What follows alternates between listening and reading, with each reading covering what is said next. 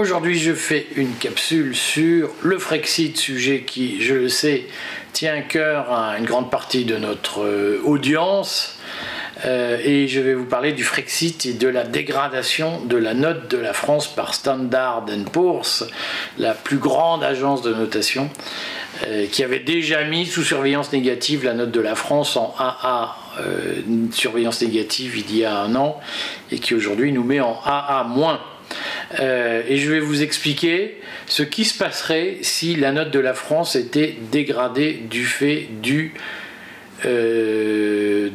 déficit public que nous connaissons, de la dette publique que nous connaissons, qui n'est pas gérée, et si nous étions en situation de Frexit, c'est-à-dire si nous étions seuls à faire face à ce phénomène sans l'appui de l'euro. Alors, je précise deux choses. D'abord que je vais faire par ailleurs une vidéo sur la prochaine augmentation d'impôts, prochaine hausse d'impôts, ce qu'on sait des hausses d'impôts.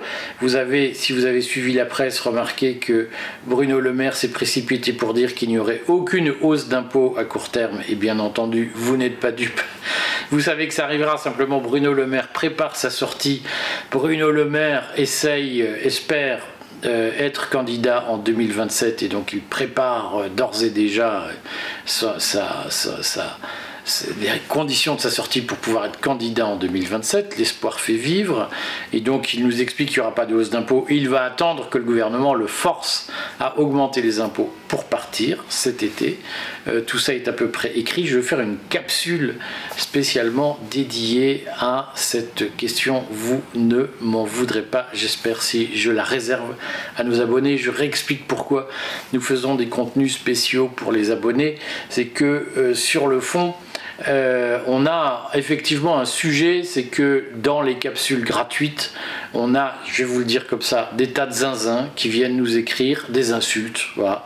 La plus courante étant, vous êtes tous des salopards, l'opposition contrôlée, le je sais pas quoi, faut voter Asselineau, faut voter. Alors, petit à petit, on voit apparaître voter Philippot. Bien entendu, aucun de ceux qui nous expliquent que, comme on ose ne pas être d'accord avec Asselineau, on est des enfoirés et des vendus. Personne n'a jamais demandé à Asselineau s'il avait continué à être payé par l'administration tant qu'il était président en activité, si j'ose dire, de l'UPR. Asselineau n'a jamais fait la transparence sur ses fonds. Moi, je le dis, je suis fonctionnaire en disponibilité, donc je ne touche pas un euro de l'administration et je n'espère absolument pas revenir dans l'administration. Et donc, je ne dépends de personne, je ne vis que de mon travail, de mon entreprise et pas des cotisations de mon parti. Et donc, je n'abreuve pas des pauvres gens en les avachissant, en me comportant comme une chef de secte et en faisant des discours de 5 heures pour les endormir. Moi, je suis franc, cash, et quand il y a quelque chose de désagréable à dire, je ne fais pas comme j'ai entendu Asselineau chez moi le dire. Si vous dites ça, personne ne votera pour vous. Moi, je pense qu'il faut dire la vérité aux gens, même si ça leur déplaît, et il se trouve que je n'ai pas besoin de leurs cotisations pour vivre, et je n'ai pas besoin des salaires de l'administration pour vivre. Je pense que les deux fonctionnaires qui dirigent des mouvements prétendument souverainistes, Florian Philippot et François Asselineau, feraient bien de nous montrer leur indépendance financière vis-à-vis de l'administration. Je sais pas que je me méfie d'eux, c'est pas que je soupçonne de quoi que ce soit, c'est que par transparence, je pense qu'il serait bien qu'ils fassent comme moi, qu'ils disent si oui ou non ils sont ou ont été liés à des mouvements maçonniques, ils n'en parlent jamais. Comme moi, ils disent si oui ou non, ils sont indépendants financièrement de l'administration. Vous aurez remarqué que tous les gens qui viennent m'insulter, en tout cas moi je le remarque, sur les capsules gratuites, évitent soigneusement ces questions de transparence financière. Moi je suis pour la transparence financière, et comme il y a un certain nombre de sujets qui sont importants, eh bien je préfère les traiter autour d'initiés qui payent. C'est finalement payer pour un bien, c'est quand même une façon de ne pas le galvauder. Donc je ferai une capsule spéciale sur les impôts qui nous attendent une fois que Bruno Le Maire aura été vidé du gouvernement et une fois que Gabriel Attal sera utilisé par Macron pour annoncer des hausses d'impôts. On en sait un peu plus sur ces hausses d'impôts. J'ai déjà fait plusieurs capsules sur le sujet, j'en ferai quelques-unes, suivez nos publications, je vais en publier une ce soir. Voilà, c'était la première chose importante que je voulais dire. La deuxième chose importante, c'est que quand même dans cette affaire, je vais essayer de réexpliquer quelle est la différence de projets que nous avons sur la liste Prenons-nous en main, avec un certain nombre de listes qui se réclament du Frexit, parce que il y a Frexit et Frexit. Et d'une certaine façon, de mon point de vue, il y a le Frexit magique, consiste à dire on va expliquer que tous les problèmes dans la vie, c'est l'Union européenne, il suffit d'en sortir pour que tout soit réglé et que la vie soit heureuse. Moi, j'ai toujours été pour le Frexit, mais j'ai toujours dit que c'était parce que c'était l'occasion de faire la vérité des prix en quelque sorte, c'est-à-dire de redire aux gens on a des problèmes en France, tout ne vient pas des immigrés, tout ne vient pas de l'Europe, il y a des problèmes en France qui sont liés aux Français, et il faudra bien, si on veut relever le pays, avoir l'honnêteté de le dire, même si ça ne fait pas plaisir. Et j'ai bien conscience que quand je dis ça, je vais encore avoir des commentaires de gens qui vont me dire « Ah mais Philippot, il dit qu'on est magnifique et vous, vous dites qu'on fout rien ». Je ne dis pas que tous les Français ne foutent rien, mais je dis que tous les Français ne sont pas magnifiques. Vous voyez, souvent on nous a dit « Pourquoi vous ne faites pas alliance avec Philippot et Asselineau ?» Parce que on a une vision différente des choses. Par exemple, moi je ne pense pas que tous les Français sont magnifiques. Je pense pas que tous les Arabes sont méchants. Et je pense pas que tous les Arabes sont des islamistes qui veulent nous tuer. Voilà. Je pense qu'il y a des Arabes islamistes qui veulent nous tuer. Je pense qu'il y a des Français magnifiques, mais je pense qu'il y a aussi des Français au moins aussi fraudeurs à la sécurité sociale que les Arabes d'Algérie, et je pense qu'il y a des Arabes dont le seul but dans la vie est d'avoir une vie pépère avec les hôpitaux français, la sécu française, les écoles publiques françaises, et qui n'ont absolument pas envie de nous mettre un couteau entre les omoplates pour nous faire vivre sous la charia. Je pense qu'il y a plein d'Arabes qui ne veulent pas de la charia et qui sont très heureux en France, et même si de temps en temps ils se laissent aller à des remarques désagréables, je pense qu'il y en a à qui ça pose pas problème. Bref, je suis contre le simplisme binaire que beaucoup essayent de perfuser, si j'ose dire, nous injecter, et je pense que ce simplisme binaire, c'est une arme utilisée par des infiltrés macronistes pour faire le jeu de Macron. Voilà, ça aussi c'est dit. Donc je vais vous dire comment ça se passerait si nous étions en situation de voir notre note dégradée par Standard & Poor's, alors que nous étions en situation de Frexit, c'est-à-dire sans l'euro, sans l'Union européenne. Alors d'abord, il faut redire pourquoi nous avons, donc je le redis, je souligne, parce que je vais encore avoir des zinzins de l'UPR qui vont me dire « Ah donc vous êtes contre le Frexit, ah mais vous voyez, vous méprisez les Français parce que vous leur dites qu'il va falloir faire des efforts. » Non, je vous dis juste des choses rationnelles et argumentées. On n'est pas dans « il y a les bons d'un côté, les méchants de l'autre ». Je sais que beaucoup de militants de l'UPR ont été sciemment, méticuleusement abêtis par François Asselineau, que j'ai invité d'ailleurs à faire un débat avec nous, mais je suis sûr que bon voilà, il sera très bienvenu, mais il n'aura pas droit à une tribune sans contre-argument. Il y aura un débat, c'est-à-dire que le temps de parole sera égal, hein. Mais si vous voulez, je le dis clairement, quand je vois énormément de commentaires de militants de l'UPR, les mecs, ils ont été méticuleusement abêtis, avachis par François Asselineau. Ça lui permet de les contrôler comme un gourou contrôle les membres d'une secte, si vous voulez. Simplement, la réalité, c'est que le monde ne fonctionne pas comme avec le simplisme binaire que François Asselineau insuffle à ses adeptes. Et dire la vérité, c'est pas être pour ou contre la vérité, c'est dire, écoutez, voilà ce qui se passerait si nous étions en situation de dégradation de la note de la France, en étant dans une situation de Frexit, c'est-à-dire seul face à l'Europe. Voilà. Et je le redis, je suis pour le Frexit, simplement pour le Frexit sans mensonge, hein, sans « Ah mais non, mais voyez, problème, Frexit et tout sera réglé, vous voulez vous endetter, Frexit », je suis contre ces mensonges démagogiques. Voilà. Donc moi je vous dis d'abord que compte tenu de la dette publique française, compte tenu du déficit qui est en dérapage, c'est pas seulement qu'il est très important, on le rappelle, le déficit de l'État, c'est 3 fois le budget de l'éducation nationale, hein. C'est-à-dire que pour payer un prof, on emprunte 3 €. Il faut en avoir conscience de ça. Hein. Pour payer un prof 1 euro, on en prend 3 euros. Voilà. Donc, pour payer l'école publique en France, on en prend 3 fois l'école publique. C'est de la folie. Donc si on n'avait pas eu la signature de l'euro, si on n'avait pas eu la signature de l'épargnant allemand, ça fait longtemps que nous serions coulés. C'est-à-dire que la dette de la France, elle serait à peine plus fréquentable que la dette du Venezuela ou que la dette de l'Argentine, si vous voulez. Donc pourquoi on est resté en AA ou en AAA selon certaines agences de notation alors qu'on est dans cette situation cataclysmique? Pour une raison extrêmement simple, c'est qu'on a la signature de l'épargnant allemand. C'est-à-dire qu'aujourd'hui, grâce à l'euro, les agences de notation se disent bon, la France ne pourra pas rembourser sa dette, mais les mécanismes de solidarité financière de l'Union européenne font que la dette sera remboursée par les Allemands, par les Autrichiens, par les Hollandais, par les Danois, qui eux gèrent bien leurs affaires et sont parvenus à se désendetter et depuis la crise de 2008 et depuis le Covid, grâce à leur sens de l'effort. Hein. En France, on diminue un budget de 1%. Là, j'ai fait du collage pour la liste Prenons-nous en main. Je suis passé devant les écoles publiques à Paris, qui sont pourtant les mieux dotées de France. Dans les écoles publiques à Paris, on dit on va un peu diminuer les crédits pour en mettre plus en Seine-Saint-Denis. Et là, on a des levées de boucliers en disant la patrie est en danger, on nous égorge, etc. On nous appauvrit. Donc tout ça n'a pas de sens. Vous comprenez bien, ça n'a pas de sens. Le seul sens, c'est que c'est le pays du toujours plus. Voilà, on trouve toujours légitime d'augmenter les dépenses, de vivre au-dessus de son train de vie, et puis il y a des riches qui ont de l'argent caché, et puis la dette est une invention des riches qui veulent s'enrichir sur notre dos, etc. Voilà.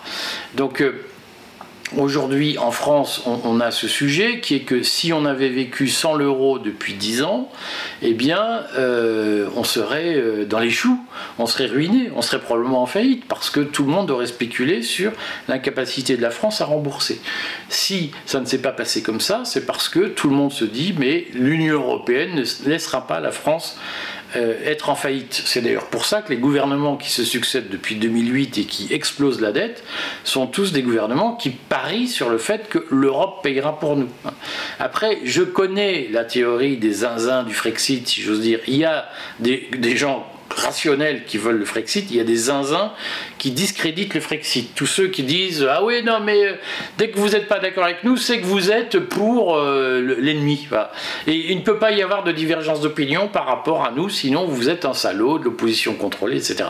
Tous ces zinzins qui nous discréditent, qui nous font croire que le parti du Frexit c'est le parti de la dictature et de la dictature de la bêtise. Hein. Tous ces zinzins, je le sais, nous disent ah non mais en fait on est en déficit à cause du Frexit. On est en difficulté à cause, pas à cause du Frexit, à cause de l'euro. On est en difficulté financière à cause de l'euro, de la façon dont l'euro a été fixé.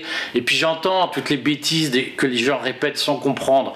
L'euro n'est pas une monnaie unique, c'est une monnaie commune. Et puis non, mais en fait, il a été fixé un taux de parité qui fait que de toute façon, ça nous défavorisait, ça avantageait l'industrie allemande. Je connais tous ces arguments qui sont du pipi de chat.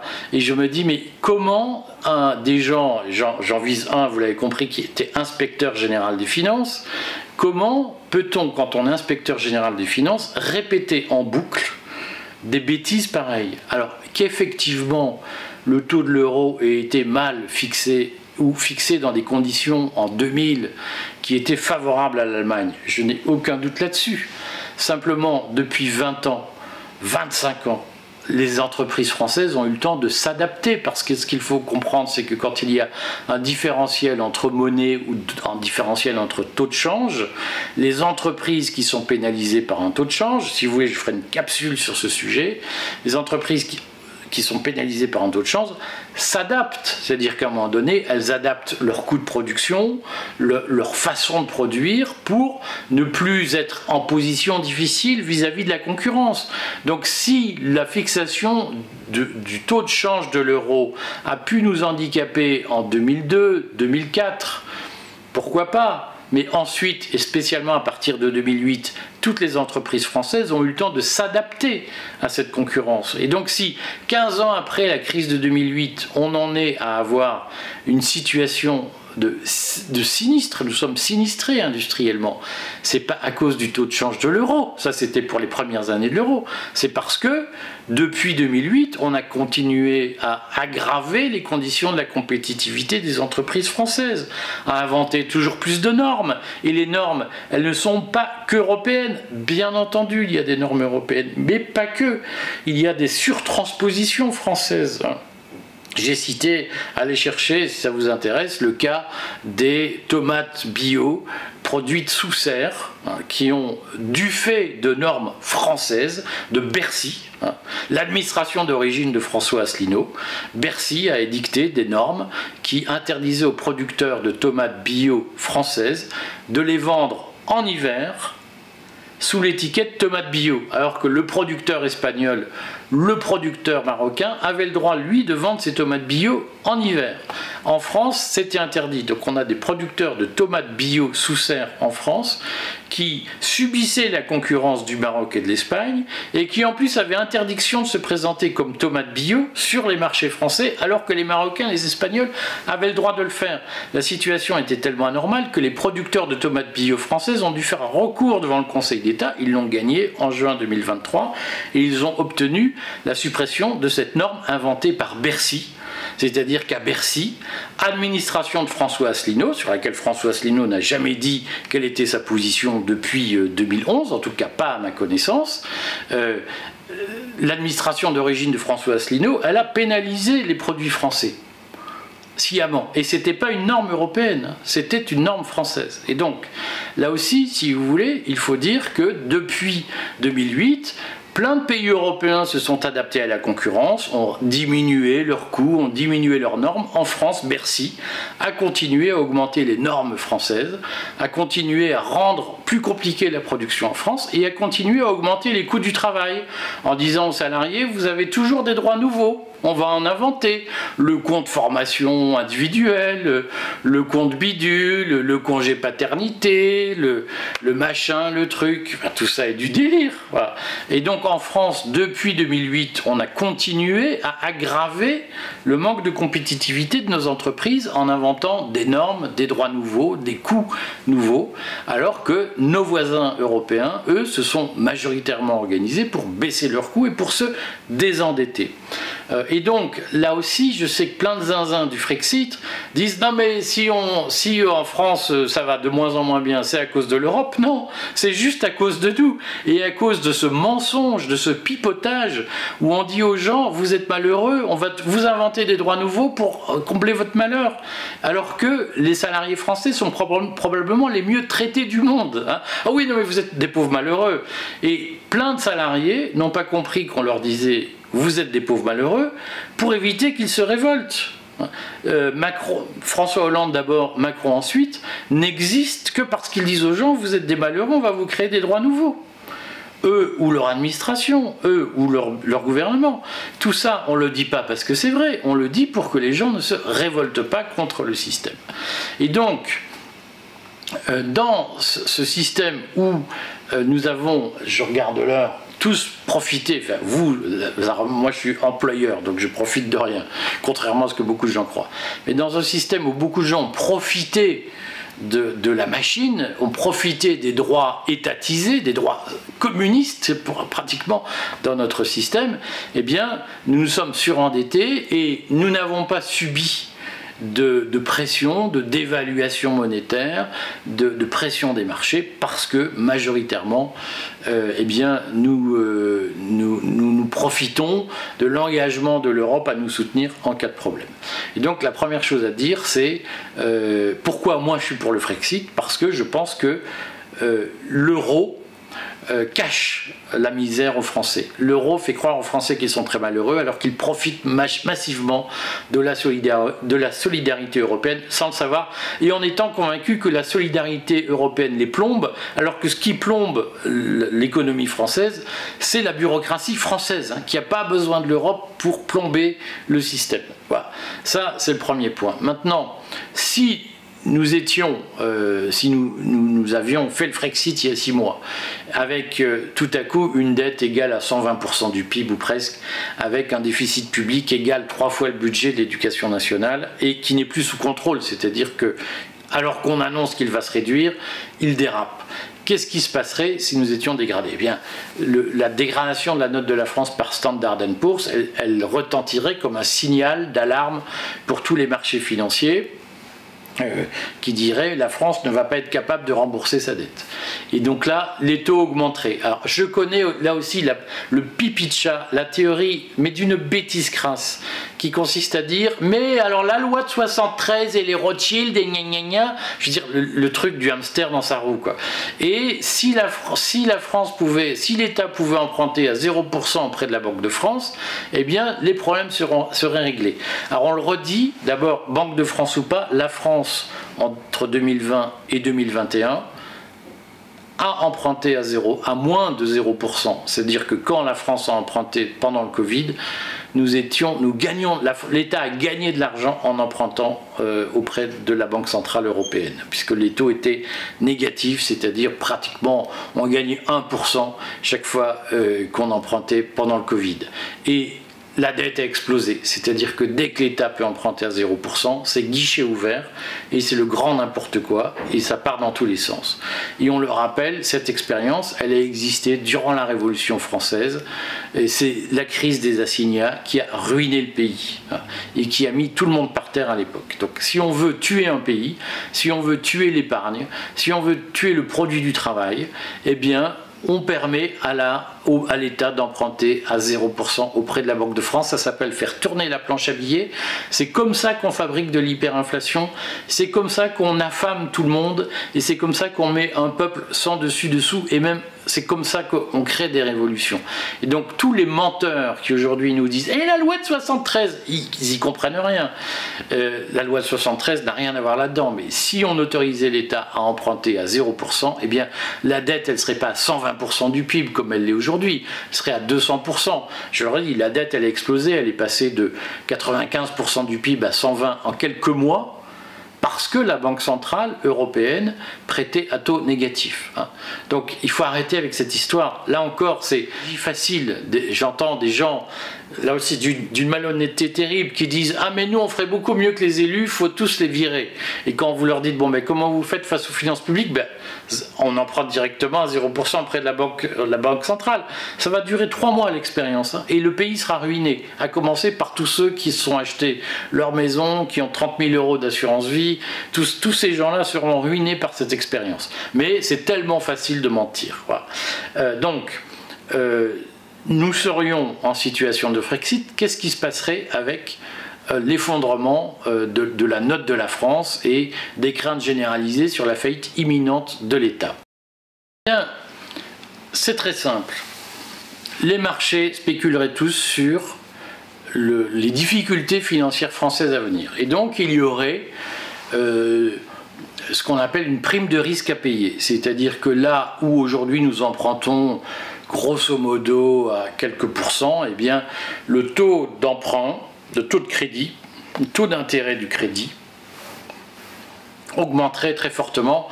C'est ce qui s'est passé en Grèce en 2011, où tout le monde s'est dit mais les Grecs dépensent beaucoup plus qu'ils ne reçoivent et donc ça ne peut pas durer très longtemps, ils ne vont plus être capables de rembourser. Et donc, là où nous avons aujourd'hui 175 milliards d'intérêt de la dette chaque année, c'est-à-dire 175 milliards, donc pas d'intérêt de la dette, là où nous avons aujourd'hui 175 milliards de déficit et où nous remboursons qu'un cas 60 milliards d'intérêt de la dette, nous passerions à, au lieu de 60 milliards d'intérêt de la dette, 75 très rapidement, 100, 125 milliards, et petit à petit, le budget de l'État servirait simplement à emprunter de l'argent pour rembourser les intérêts de la dette.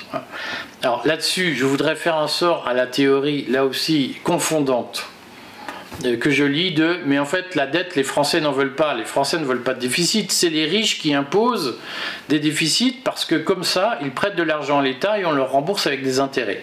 Là aussi, attendez, je sors de ma campagne de collage d'affiches.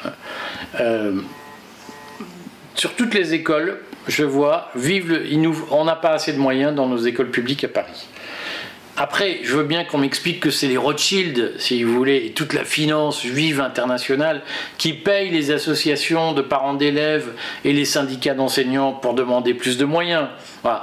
On peut être débile complotiste, on peut aussi regarder les choses en face et se dire que si les syndicats enseignants, les associations de parents demandent toujours plus de moyens, c'est que la dette n'est pas une invention de la finance juive internationale, ni de la finance américaine, ni de BlackRock, ni de Vanguard, et toutes les âneries que je lis.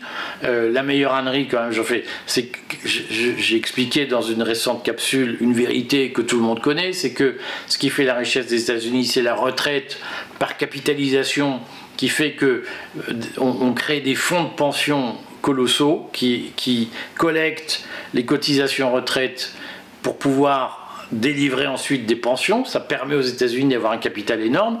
Et j'ai comme un débile mental qui m'a écrit: Monsieur, vous racontez n'importe quoi. Vanguard et BlackRock, ce sont des fonds de pension. Ça n'a rien à voir avec la retraite par capitalisation. Ben, un fonds de pension, c'est un fonds qui gère les cotisations de pension du con, quoi.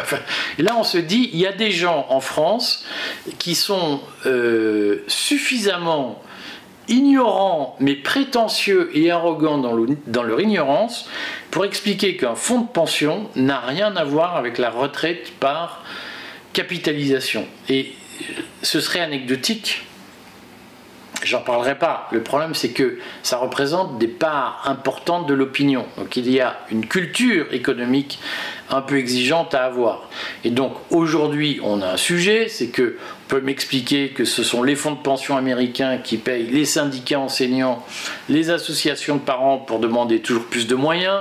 On peut m'expliquer que les mêmes payent les syndicats de soignants, les syndicats de médecins pour demander toujours plus de moyens, et que donc la dette est un calcul de riches pour appauvrir les pauvres. Le plus raisonnable, c'est quand même de se dire qu'en France, il y a des gens qui aiment la dépense publique et qui la cultivent et qui la souhaitent, qui la revendiquent, et que donc, c'est pas une invention de la finance juive internationale, ni des fonds de pension américains. La dette publique en France, elle est d'abord produite par l'avachissement des Français qui veulent toujours plus de services publics, toujours plus de gratuité, y compris avec des trucs qui ne fonctionnent pas.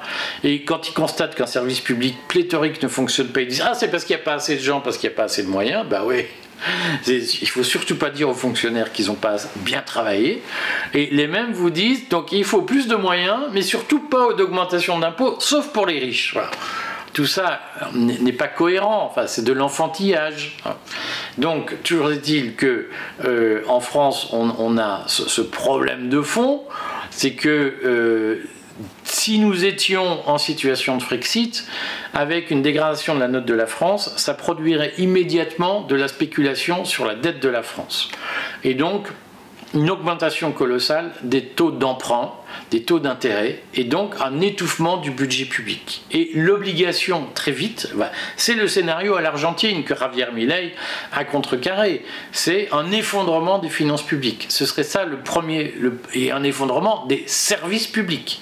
C'est-à-dire que on n'aurait plus d'argent pour l'école, on n'aurait plus d'argent pour l'hôpital, il y aurait un appauvrissement général du pays, avec l'obligation de collecter toujours plus d'impôts. Ce serait le premier effet. Le deuxième effet, c'est la dévaluation en masse de la monnaie, comme en Argentine avant l'arrivée de Milei. C'est-à-dire que, globalement, les financiers internationaux parieraient sur l'effondrement de la France, et donc l'effondrement de sa monnaie, et tout le monde fuirait la monnaie française, et donc nous serions obligés de la dévaluer. C'est l'explication de la crise grecque. C'est que l'Union européenne s'est mêlée de la crise grecque quand tout le monde a compris que les soucis qu'on se faisait sur la faillite de la Grèce allait entraîner l'euro dans la chute de la Grèce. Et là, les Européens ont dit, on ne peut pas avoir l'euro et en même temps profiter du système sans rien payer. À un moment donné, si vous êtes dans l'euro, il faut accepter d'avoir une politique cohérente et ne pas faire imploser l'euro. Et donc, si nous étions hors euro, au passage, la France sera en position difficile financièrement, nous serons dans la même position que la Grèce vis-à-vis de la Troïka européenne, comme on disait à l'époque en 2011, c'est-à-dire que nous serons sous tutelle. Mais donc d'ici là, nous serions seuls, nous aurions des dévaluations. Alors plein de gens me disent, mais la dévaluation, c'est pas très gênant. C'est pas très gênant tant qu'on achète des produits français. C'est-à-dire que si une Clio produite en France est produite avec une monnaie qui se dévalue, bien ceux qui ont de la monnaie dévaluée continuent à acheter au même prix la Clio fabriquée en France. Le problème, c'est que vous achetez très peu de produits français. Si vous voulez, on fera une capsule sur pourquoi il y a de moins en moins de produits industriels français.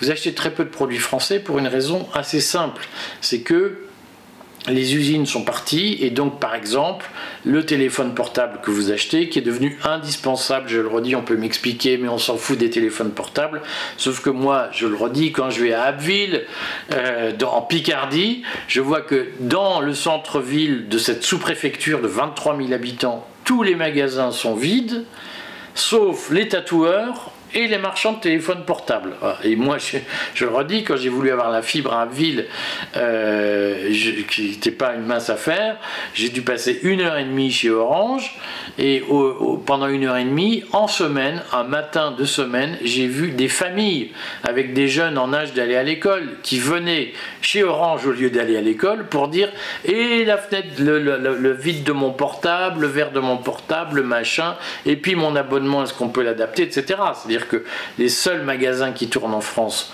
couramment, c'est les magasins de téléphones portables. Et les téléphones portables, ils sont tous fabriqués à l'étranger. Donc si nous étions dans un pays avec un franc français en pleine dévaluation, eh bien le prix du téléphone Apple, je ne sais plus comment ça s'appelle, de l'iPhone, exploserait à due quantité, si j'ose dire, de la dévaluation. Et donc il y aura un appauvrissement général, parce que tous les prix augmenteraient. On serait dans un système de surinflation. Et donc quand on voit comment déjà les Français ont gueulé comme des putois parce que l'alimentation a augmenté de 15%, mais vous imaginez une dévaluation de 15%. Tous les produits importés augmenteraient de 15%.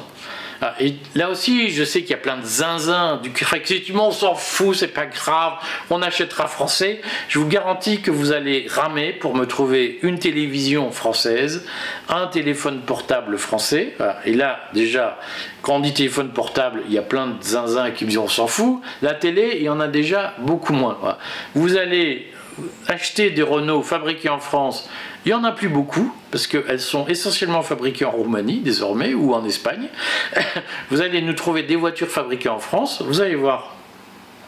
Et puis vous allez vous apercevoir que l'essentiel de ce que vous achetez est fabriqué à l'étranger et que tous les produits vont augmenter. Et je le redis, je veux bien qu'on m'explique que c'est pas grave, on s'en fout, quand on aime on ne compte pas. Regardez comment ça a hurlé et comment ça s'est tendu dès que les prix de l'alimentation ont augmenté de 15 à 20%. Voilà. Et donc à un moment donné, on peut aussi faire le choix du bon sens et de la raison et se dire bah oui c'est vrai. Une dévaluation, c'est une catastrophe. Je le redis par ailleurs, si vous avez une épargne de 100 000 euros libellée dans une monnaie qui se dévalue, eh bien votre épargne, elle se dévalorise du même montant. Donc tant que vous êtes en France, ça pose pas de problème. Si vous voulez vous acheter une maison au Portugal, vous allez voir ce que ça vaut. Et puis durablement, ça veut dire que on va tiers-mondiser le patrimoine français, on va le dévaluer par rapport au reste de l'économie mondiale. Est-ce bien raisonnable? Voilà. Et est-ce qu'on est prêt à sacrifier tout ça pour des calculs à court terme? On s'en fout, c'est pas très grave. Et donc, la question c'est pourquoi moi je suis pour le Frexit? Parce que ça va permettre de libérer la société française. C'est que nous serions en situation de dégradation de la note de la France, eh bien nous aurions une bonne nouvelle, c'est notre note est dégradée parce que notre État est trop en déficit. Et donc ça nous obligerait à nous adapter à la concurrence internationale, ça nous obligerait à nous adapter au monde. Première mesure, on devrait fortement diminuer les couches de bureaucratie. C'est-à-dire que concrètement, il faut faire ce que je faisais moi quand j'étais fonctionnaire. Quand j'avais des collaborateurs dans mes services qui me disaient « je suis débordé, j'y arrive plus », alors je leur disais toujours, il faut recruter, il faut augmenter les effectifs, je m'en sors plus, il y a trop de boulot. Donc moi, je trouve que j'avais des statistiques de comparaison nationale, donc un jour, si vous voulez, je les raconterai. Mais donc je leur disais, t'es débordé, écoute, j'ai une solution. Tu arrêtes de travailler. Je veux dire, t'arrêtes de travailler tout de suite. Donc là, tu rentres dans ton bureau, tu fais plus rien de la journée. Pendant 3 mois. Pendant 3 mois, écoute, tu te prends des vacances payées par la princesse, tu ne fous plus rien. Et si au bout de 3 mois, personne ne s'est aperçu que tu avais arrêté de bosser, eh bien, c'est que ton travail ne sert à rien et t'es viré. On te licencie. Et là, généralement, les gens rentraient en disant « bon, je vais quand même travailler. On n'est pas si débordé que ça. » Tous ces bureaucrates qui sont très occupés, qui vous expliquent « je suis débordé, j'en peux plus, je finis à pas d'heure chaque jour, etc. » On leur dit « arrêtez de travailler. Vous arrêtez tous de travailler. » Et quand on ne s'est pas aperçu que vous aviez arrêté de travailler, vous êtes viré. Vous allez voir. Ça va régler le problème. Alors, je vous garantis que le déficit des finances publiques, il est réglé en 6 mois. Quand vous dites aux fonctionnaires qui sont chez Pôle emploi, si on ne se rend pas compte qu'ils ont arrêté de travailler, et c'est très simple, on les confine chez eux, on leur dit tu viens plus au bureau pendant 3 mois, et si on ne s'en rend pas compte, t'es viré. Eh ben, je vous garantis que tout le monde va se mettre au boulot. Et là-dessus, il faut, je pense que dans la machine, on sait très bien qu'il y a, à l'éducation nationale, il y a 100 000 bureaucrates sur 1 million. On ne sait pas à quoi ils servent, à part faire des barèmes, des machins, des trucs. On peut en supprimer au moins 80 000 emplois, du jour au lendemain. Dans les hôpitaux, il y a au moins 200 000 administratifs, sur 1 million. On peut en supprimer 100 000 du jour au lendemain, personne ne s'en apercevra. Voilà. Je viens de trouver en quelques minutes 200 000 emplois publics à supprimer. Mais partout, on peut faire des économies drastiques. Je pense qu'on peut assez facilement, rien qu'en supprimant la bureaucratie, trouver 1 million d'emplois de fonctionnaires inutiles. On peut tout à fait redire qu'à un moment donné, on ne comprend pas pourquoi il y a des infirmières dans des cliniques privées qui relèvent du droit du travail et des infirmières dans les hôpitaux publics qui relèvent du statut de la fonction publique. Il faut un contrat unique pour les personnes qui travaillent dans des hôpitaux et dans les cliniques. Tout ça n'a pas de sens. Idem pour les écoles, il y a des statuts école privée, école publique, il faut mettre tout le monde sous le même statut, qui ne doit pas être le statut de fonctionnaire, qui doit être un statut de droit du travail. Et ceux qui font n'importe quoi, il faut les licencier.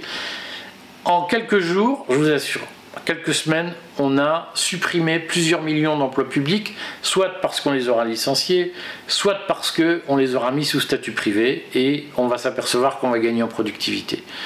Ça peut aller très vite. Et moi, je pense que tant qu'on ne sera pas en situation de Frexit, tant que l'épargnant allemand nous maintiendra dans l'illusion que tout va bien et qu'on est des victimes et qu'on est entouré de méchants, on ne parviendra pas à réformer et à moderniser ce pays.